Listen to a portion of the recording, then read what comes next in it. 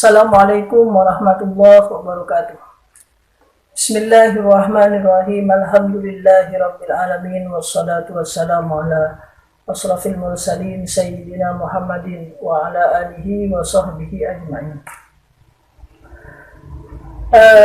Para pemirsa sekalian, kali ini saya di dalam seri kali ini ingin memulai suatu kajian kitab karya para ulama. Nah, ini adalah suatu permulaan.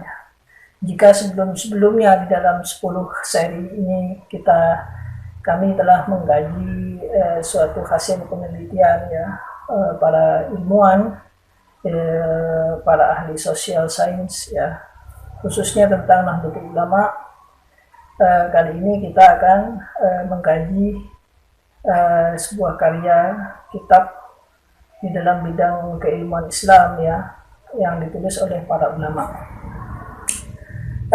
Untuk kajian kali ini yang dalam harapan saya semoga teriring juga takdir Allah dan juga teriring juga rahmat serta pertolongannya serta petunjuknya. Semoga kajian ini bisa kita lakukan sampai tuntas dengan semoga memberikan kebaikan dan menjadi suatu nilai kebaikan bagi kita semua. Di dalam rangka harapan-harapan yang baik itu, marilah kita membaca dan memulai sesi kali ini dengan pembacaan Ummul Quran ila hadratin Nabi Mustafa Muhammadin sallallahu alaihi wasallam wa ala niyatis hadihin niyatis salihah syai'un lillahi lahumul fatihah. A'udzu billahi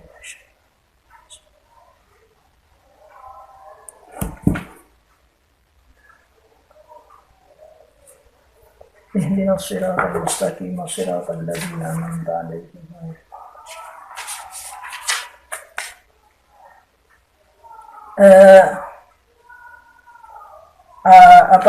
Apa yang akan kita lakukan kajian kitab kali ini, kita akan melakukan kajian kitab Mabahis fi Ulumil Quran karya Syekh Manna Khalil Qattan.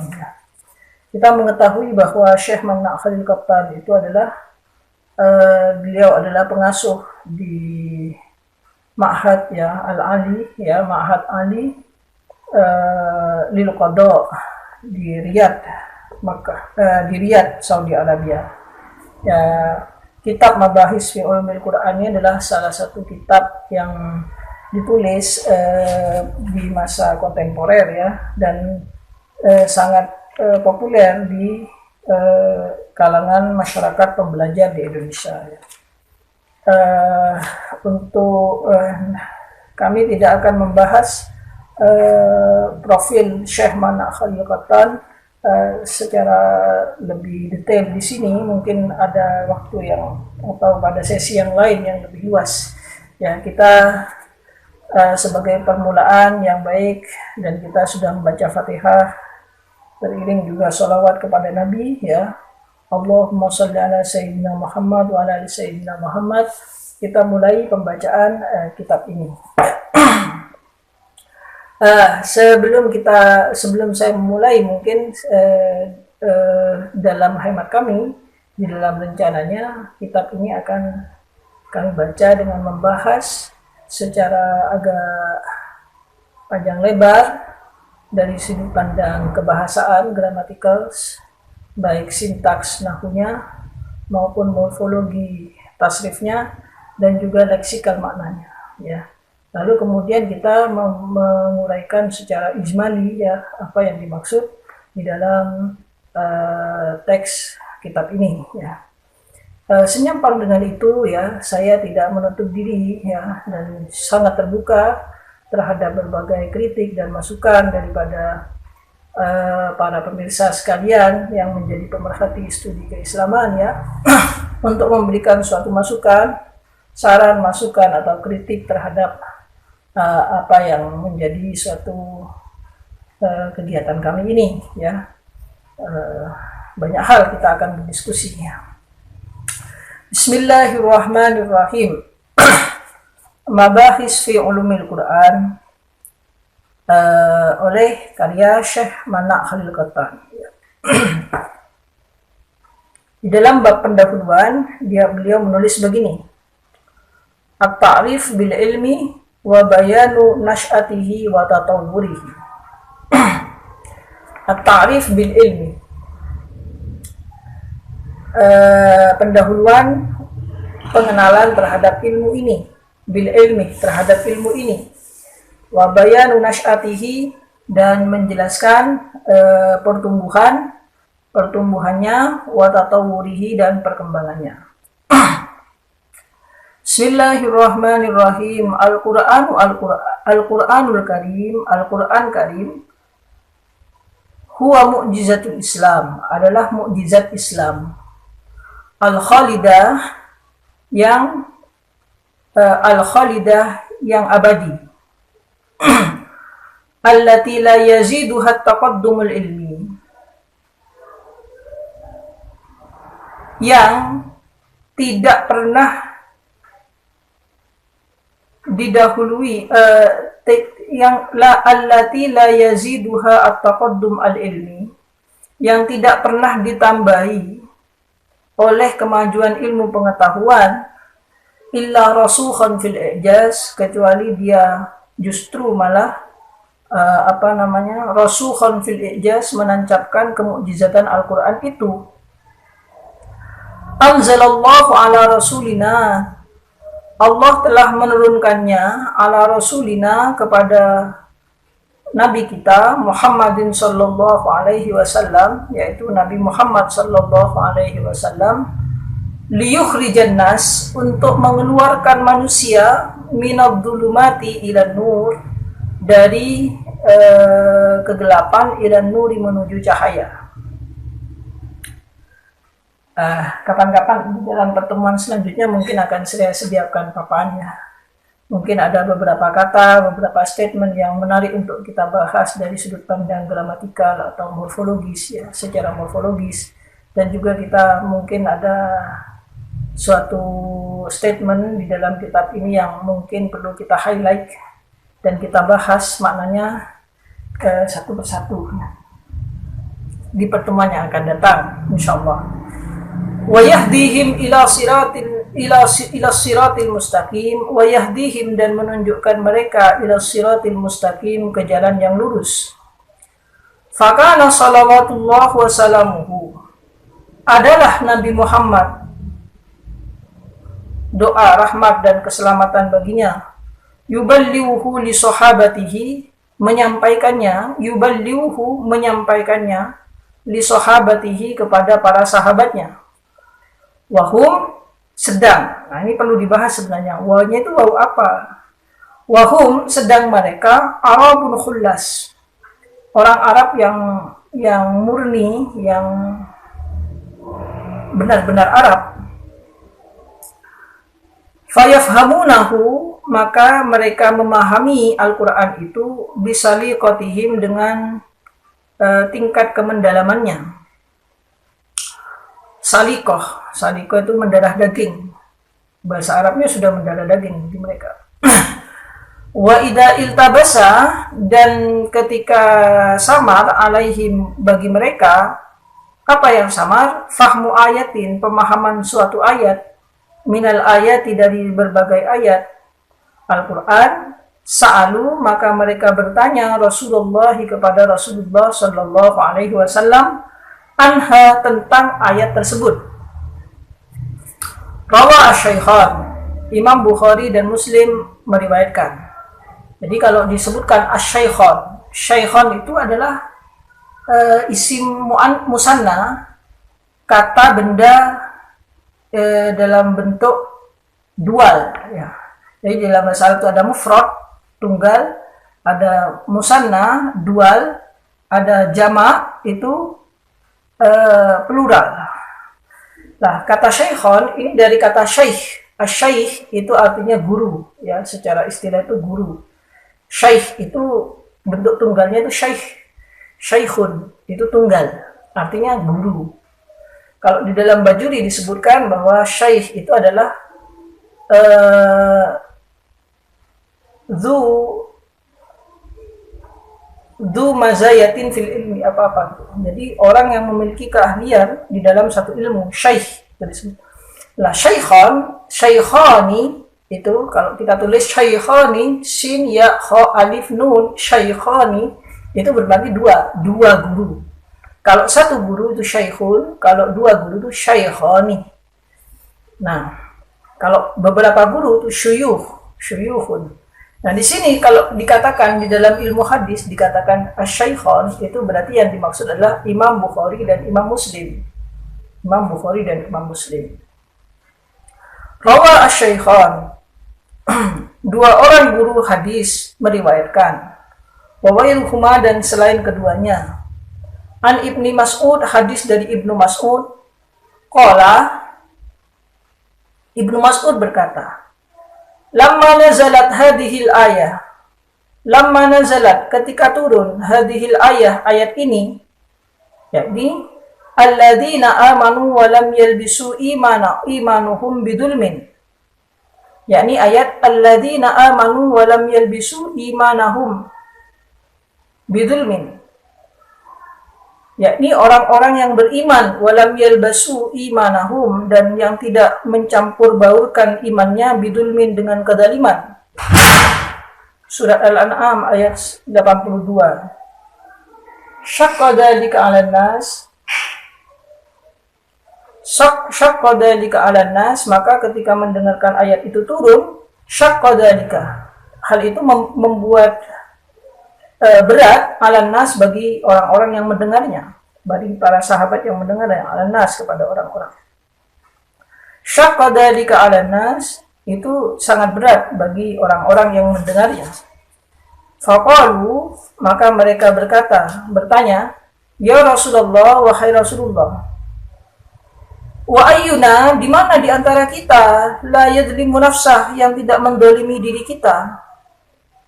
Qala, Nabi menjawab, innahu laisal ladzi ta'nun, ya, bahwa sesungguhnya bukan seperti yang kamu pikirkan semua.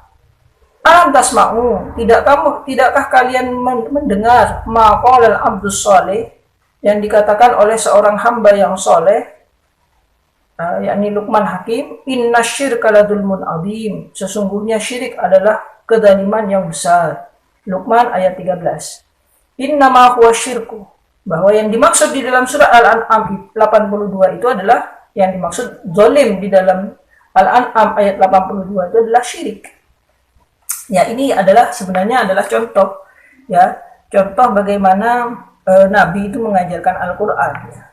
Jadi Nabi ketika mengajarkan Al-Qur'an, para sahabat itu menerimanya dan memahaminya, sedangkan mereka itu mengerti bahasa Arab dan mendarah daging dalam bahasa Arab. Akan tetapi, jika ada suatu ayat bagi mereka yang dirasakan samar, maknanya itu mereka tidak paham, tidak jelas, maka mereka bertanya.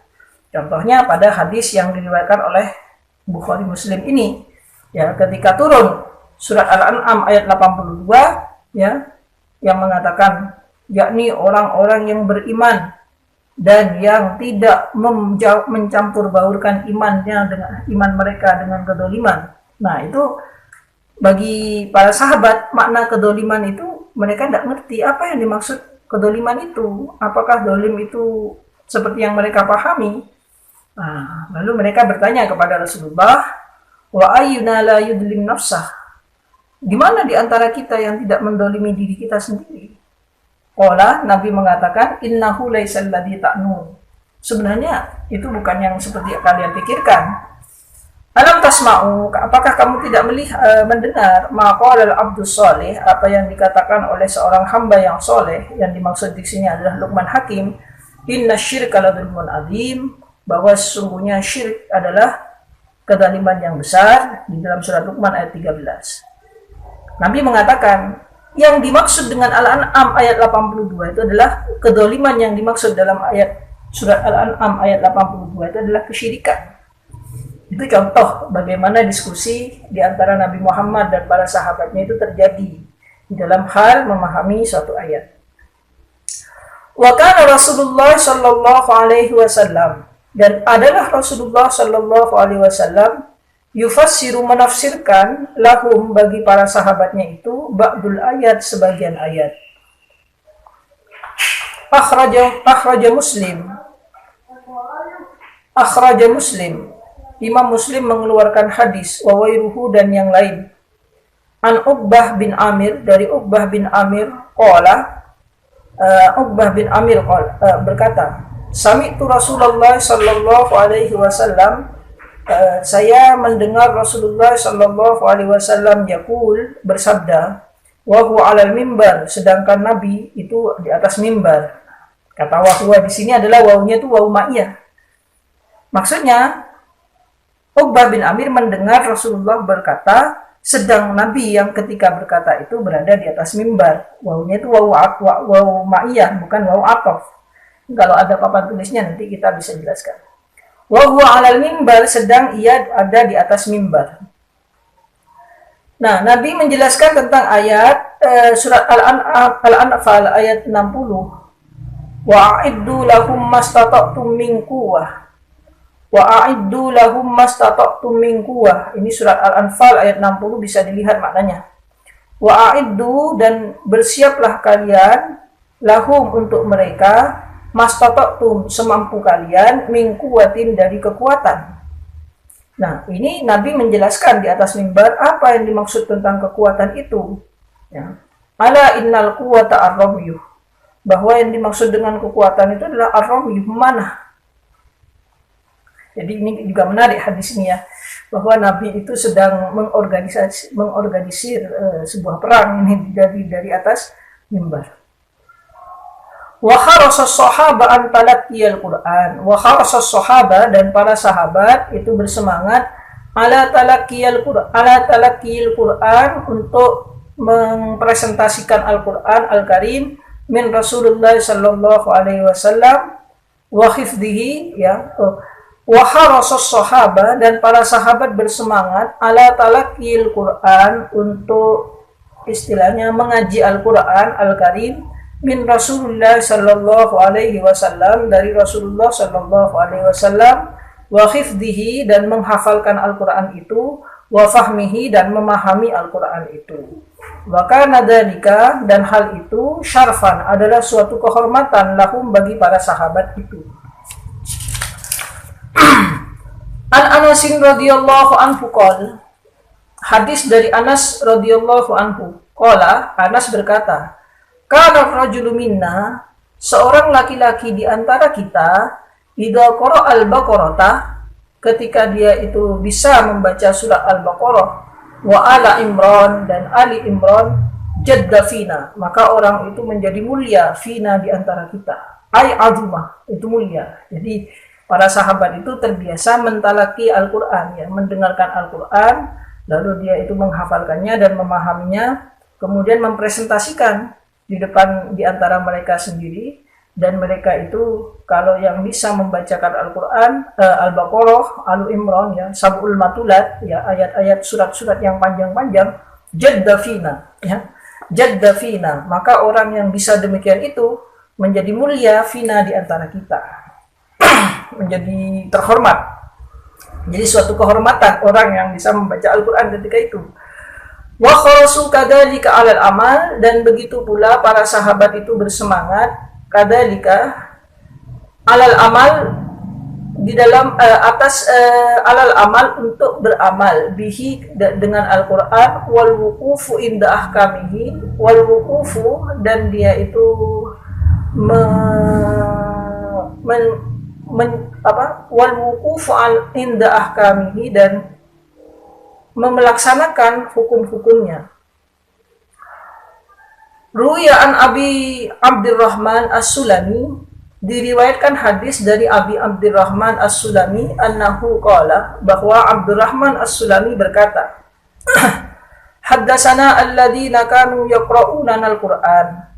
Haddasana, telah meriwayatkan hadis kepada kita, alladzina, orang-orang, kanu yukri'una al-Qur'an, orang-orang yang membacakan kami Al-Qur'an. Ka Utsman, seperti Utsman bin Affan, wa Abdullah bin Mas'ud dan Abdullah bin Mas'ud, wa wairihima dan selainnya. Annahum, bahwasanya mereka kanu ida ta'allamu, ketika mereka belajar minan nabi, dari Nabi sallallahu alaihi wasallam, asyara ayatin, 10 ayat, lam yujawizuha, tidak akan melebihinya, hatta yata'ammalu, sehingga mereka bisa mengamalkan apa-apa fiha, yang ada di dalamnya, minal ilmi, dari ilmu, wal amal, dan amal. Qalu, mereka berkata, fata'allamna, maka kami belajar Al-Quran, wal ilmah, dan ilmu, wal amal, dan beramal, jami'an, semuanya secara komprehensif. Hadis ini menceritakan bahwa sahabat itu ketika belajar Al-Quran kepada Nabi Muhammad, orang-orang yang ahli-ahli di dalam membaca Al-Quran dan banyak hafalan Qurannya, seperti Utsman bin Affan, Abdullah bin Mas'ud, itu ketika belajar Al-Quran kepada Kanjeng Nabi itu tidak pernah melebihi 10 ayat. 10 ayat itu kemudian tidak akan melebihi itu sebelum 10 ayat itu bisa dipahami, ya, dan juga dapat diamalkan oleh para sahabat itu. Walam ya'dan, dan Rasulullah tidak mengizinkan lahum, bagi mereka para sahabat. Walam ya'dan lahum Rasulullah sallallahu alaihi wasallam, dan Rasulullah tidak mengizinkan lahum, bagi mereka para sahabat, fi kitabati syai'in, di dalam menulis sesuatu, anhu, dari Kanjeng Nabi, siwal Quran, kecuali Al-Quran, ya. Nabi tidak pernah mengizinkan para sahabat itu menulis kecuali Al-Quran, menulis apa yang disampaikan Nabi Muhammad itu kecuali Al-Quran. Khasyatan, karena dia takut, ayyal tabisal Quran, Al-Quran itu bisa bercampur, biwairihi, dengan yang selain Al-Quran. Rawah Muslimun, Imam Muslim meriwayatkan an Abi Sa'id Al-Khudri, dari Abu Sa'id Al-Khudri, anna Rasulullah sallallahu alaihi wasallam, bahwasanya Rasulullah sallallahu alaihi wasallam qala, bersabda, la taktubu anni, la taktubu, janganlah kalian menulis, anni, daripada saya, wa man kataba anni, dan barang siapa yang menulis anni, daripada saya, wairal qur'ani, selain Al-Qur'an, falyamhuhu, maka hendaklah dia menghapusnya. Ini secara gramatikal, secara sintaks ini dapat kita bahas. Falyamhuhu itu adalah, yamhu itu adalah pada dasarnya adalah fi'il mudhari, kata kerja bentuk present, ya. Lalu kemudian diberikan lamul amri, yang awalnya yamhu itu artinya akan menghapus. Kalau diberi lamul amri itu menjadi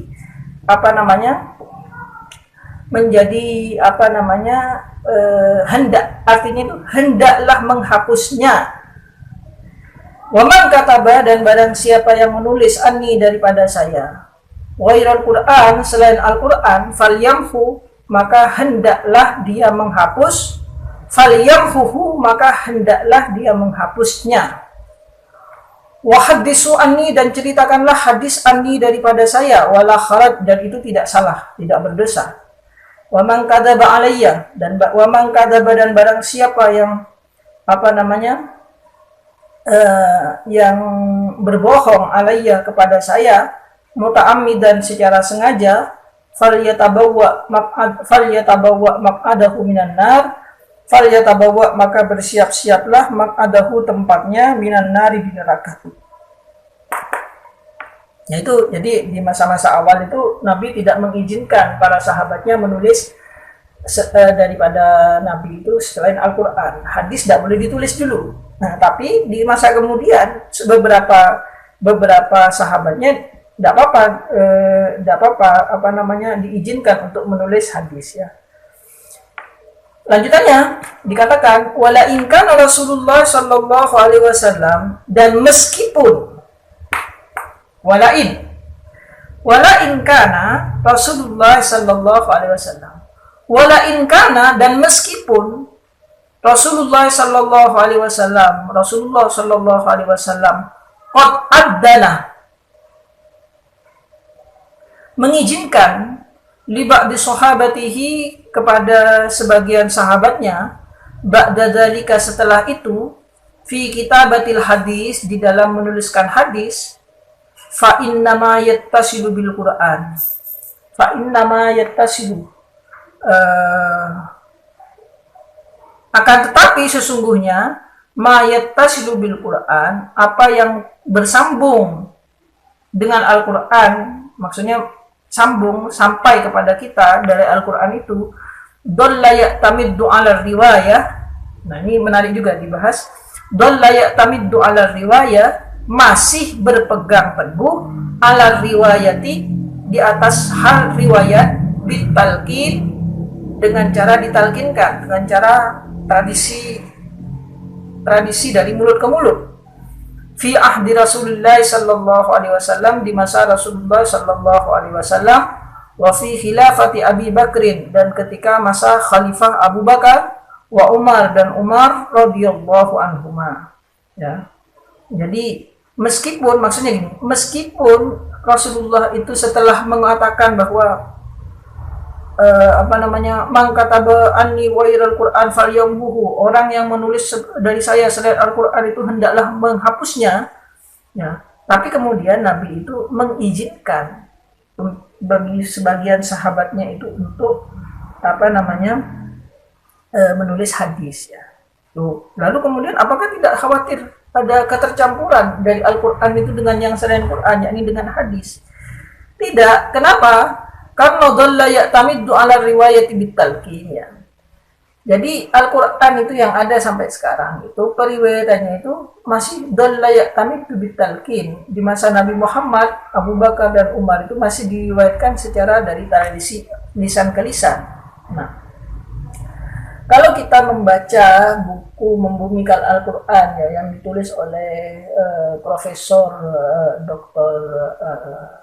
Quraisy Shihab, itu di sana diceritakan bahwa ketika masa kodifikasi Al-Quran itu ditulis dengan cara mengkonfirmasikan antara hafalan para sahabat dengan naskah yang ada. Jadi Zaid bin Sabit ketika diutus untuk sebagai seorang sekretaris atau sebagai seorang penulis Al-Quran, Zaid bin Sabit itu dia ketika menuliskan Al-Quran itu dia mengecek, ya, mengecek apakah ada ayat ini dihafalkan oleh ada sahabat yang menghafalkan ayat ini, lalu apakah hafalan para sahabat itu didukung oleh data-data teks, ya, tulisan-tulisan yang mungkin ditulis di pelepah kurma dan sebagainya.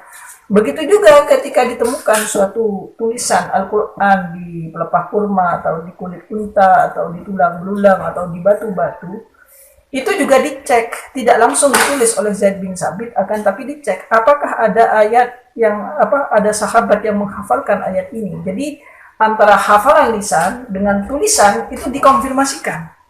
Nah, itu kualitatif. Penelitian kualitatif. Sehingga di dalam masa kodifikasi Al-Quran itu, Al-Quran yang sampai kepada kita itu harus memenuhi dua persyaratan. Satu, dia apakah ada sahabat yang menghafalnya. Dua, apakah ada teks yang mendukung hafalan sahabat itu. Atau jika ditemukan teks, apakah teks itu ada sahabat yang menghafalnya. Nah, itu. Jadi bahkan ada cerita begini, kalau di dalam bukunya Pak Quraisy Shihab itu Membumikan Al-Quran, dikatakan ada suatu ayat yang di dalam surat At-Taubah itu yang berbunyi mengatakan, surat terakhir itu, laqad ja'akum rasulun min anfusikum azizun 'alaihi ma 'anittum harisun 'alaikum bil mu'minina raufur rahim. Fa in tawallaw faqul hasbiyallahu la ilaha illa huwa 'alaihi tawakkaltu wa huwa rabbul 'arsyil 'azim. Nah, ayat itu banyak dihafal oleh oleh para sahabat, ya.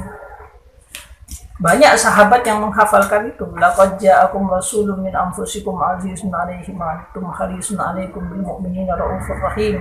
Fa in tawallaw faqul hasbiyallahu la ilaha illa huwa 'alaihi tawakkaltu wa huwa rabbul 'arsyil 'azim. Akan tetapi ketika dicari teksnya, tidak ada teksnya. Maksudnya tidak ada itu tidak ditemukan. Dicarilah terus apakah ada ditelusuri terus apakah ada teksnya. Akhirnya ada seorang sahabat yang menyimpan ya suatu apa batu lah, apa tulang unta lah, atau yang ternyata menuliskan teks ayat tersebut. Laqad ja'akum. Ya, jadi itu. Laqad ja'akum, sedangkan para sahabat banyak yang menghafal tapi teksnya tidak ada. Jadi kita tidak di dalam studi keilmuan Islam itu, studi Al-Quran itu, kita tidak meragukan bahwa otentisitas ya daripada Al-Quran, karena pewarisannya itu selain dia itu mutawatir itu diberikan oleh lebih daripada 2 orang, 1 orang, 2 orang ya. Itu juga karena didukung oleh naskah-naskah yang bertebaran ketika zaman itu masih zaman awal-awal Islam. Itu yang dimaksud dengan wala in kana Rasulullah sallallahu alaihi wasallam, dan meskipun Rasulullah sallallahu alaihi wasallam qad adzana li ba'di sahabatihi, mengizinkan sebagian sahabatnya, ba'da dalika, setelah itu, maksudnya setelah dia itu melarang penulisan hadis ya, fi kitabatil hadis ya, wala in kana Rasulullah sallallahu alaihi wasallam, dan meskipun Rasulullah sallallahu alaihi wasallam qad adzana li ba'di sahabatihi, mengizinkan sebagian sahabatnya, ba'da dzalika, setelah itu, fi kitabatil hadis, di dalam menuliskan hadis, fa inna ma yattasilu bil Qur'an, akan tetapi yang sampai kepada dengan Al-Qur'an yang sampai kepada kita ini, dhalla ya'tamiddu 'ala riwayah, masih berpegang teguh pada riwayat bitalqini, dengan cara dari mulut ke mulut, fi ahdi Rasulullah sallallahu alaihi wasallam, di masa Rasulullah sallallahu alaihi wasallam, wa fi khilafati Abi Bakar, dan di dalam masa Khalifah Abu Bakar, wa Umar, dan Umar radhiyallahu anhum. Di masa Nabi Muhammad, Abu Bakar dan Umar, itu tradisi oral ya, tradisi dari mulut ke mulut itu masih berjalan ya di dalam periwayatan Al-Qur'an. Artinya seakan-akan teks itu dikesampingkan ya. Meskipun di masa Abu Bakar sebenarnya itu perintah, di masa Umar ya, perintah untuk Zaid bin Sabit itu menuliskan Al-Qur'an itu mengkonfirmasi hafalan itu dengan teks, mengkonfirmasi teks itu dengan hafalan. Ja'at khilafatu Utsman, datanglah kekhalifahan Utsman radhiyallahu anhu. Waqtadad dawa'i, dan muncullah sesuatu hal yang memicu ya untuk penulisan Al-Qur'an, allati sanadkuruha fi ma ba'du, yang akan kami jelaskan kemudian, ila jam'il muslimin, waqtadad dawa'i, dan muncullah faktor-faktor pemicu, allati sanadkuruha fi ma ba'du, yang kami akan sebutkan nanti apa pemicunya itu, ila jam'il muslimin, untuk orang-orang Islam mengumpulkan Al-Qur'an ala mushafin wahidin, terhadap satu mushaf. Ya, muncullah pemicu-pemicu di mana muncullah pemicu-pemicu bagi orang Islam untuk mengumpulkan Al-Qur'an ala mushafin wahidin, terhadap menjadi satu mushaf. Fatamma dzalika, dan selesailah hal itu. Wa summiya bil mushaf al-imam, dan mushaf itu, mushaf Al-Qur'an itu dinamakan bil mushaf al-imam, dengan mushaf al-imam. Wa ursilat, dan wa ursilat nusakhun,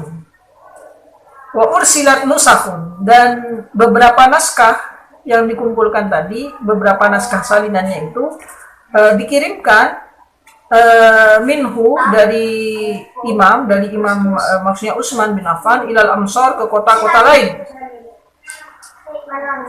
Wa sumiyat kitabatuhu birrasmil Utsmani, dan kitab tulisan mushaf yang ditulis itu dinamakan birrasmil Utsmani, dengan rasam Utsmani.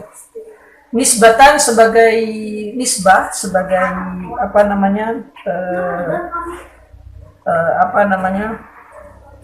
nisbatan sebagai pembangsaan ilaihi kepada Utsman. Jadi maksudnya itu karena yang ini ditulis karena mushaf ini dibuat di masa Utsman, maka disebut sebagai mushaf al-Imam, dan tulisannya disebut sebagai Rasmul Utsmani, rasm tulisan al-Utsmani yang ditulis di masanya Utsman.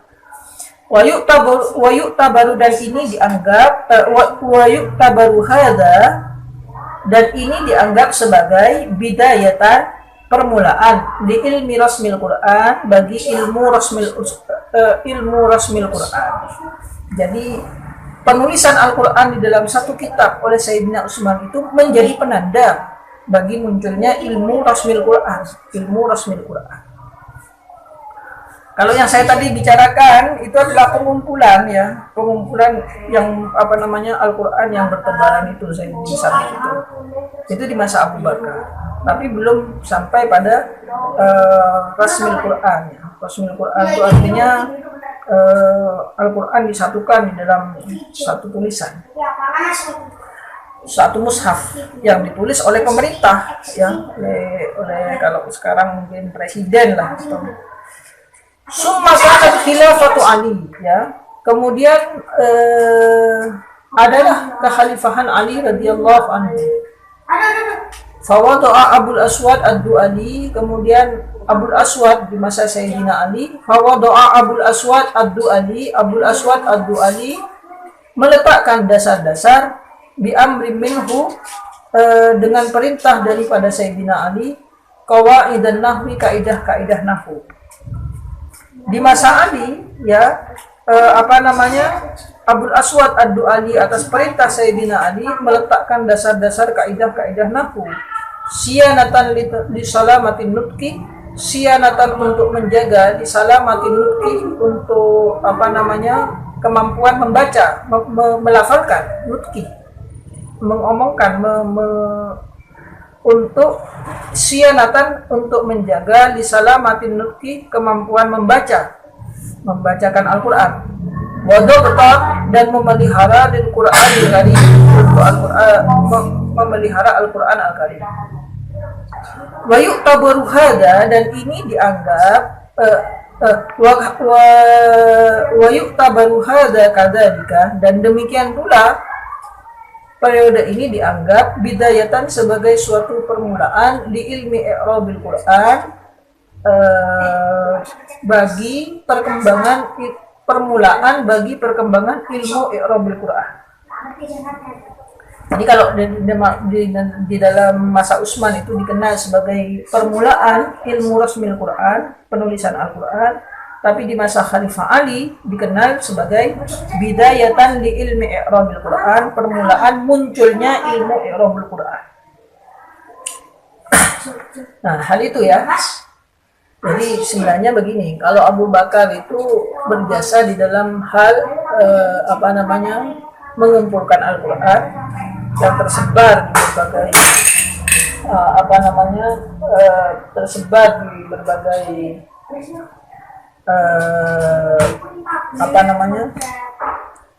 pelepah kurma dan tulang-tulang dan sebagainya. Tapi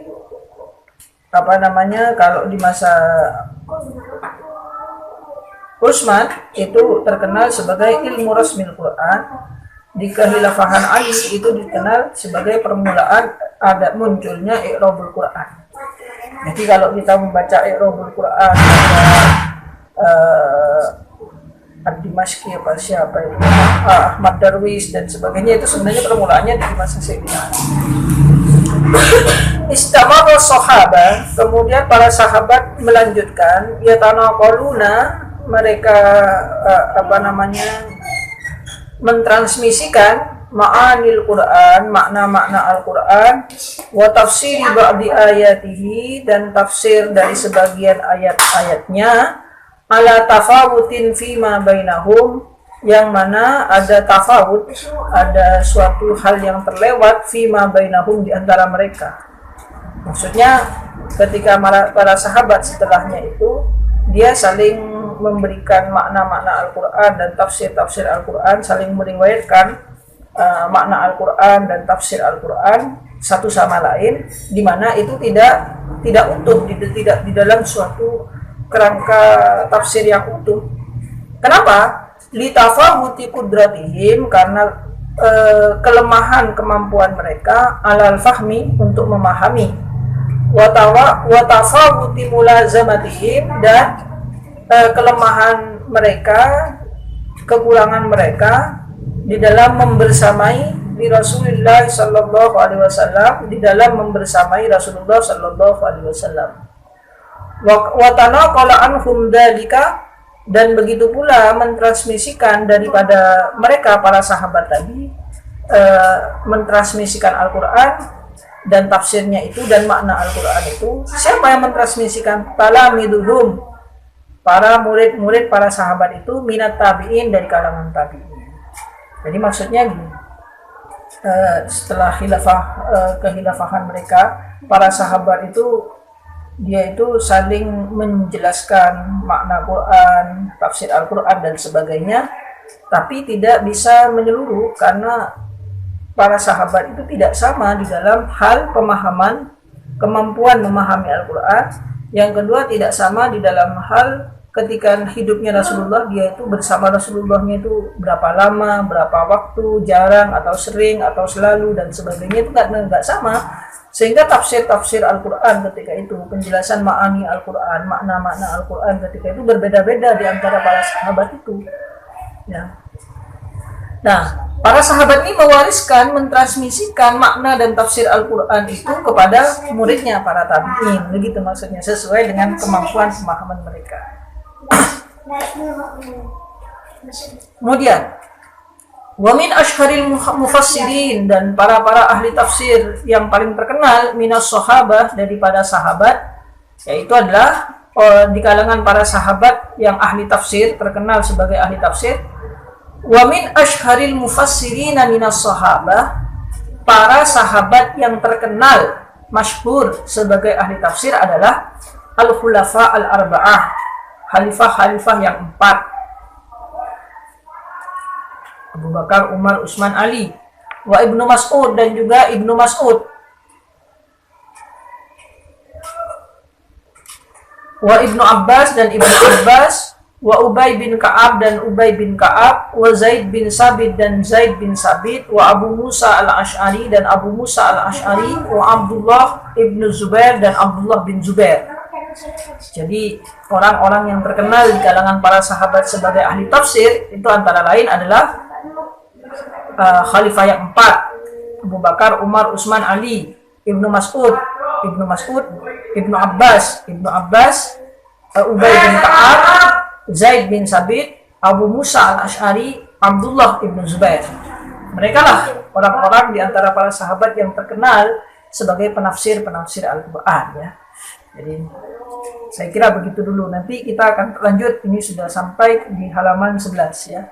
Semoga ada manfaatnya. Wallahul muwaffiq ila aqwamit thariq. Al-Fatihah. A'udzubillahi minasyaitonir rajim. Bismillahirrahmanirrahim. Alhamdulillahi rabbil alamin. Arrahmanir rahim. Maliki yaumiddin. Iyyaka na'budu wa iyyaka nasta'in. Ihdinas siratal mustaqim. Shiratal ladzina an'amta 'alaihim ghairil maghdubi 'alaihim waladdallin. Amin. Assalamualaikum warahmatullahi wabarakatuh.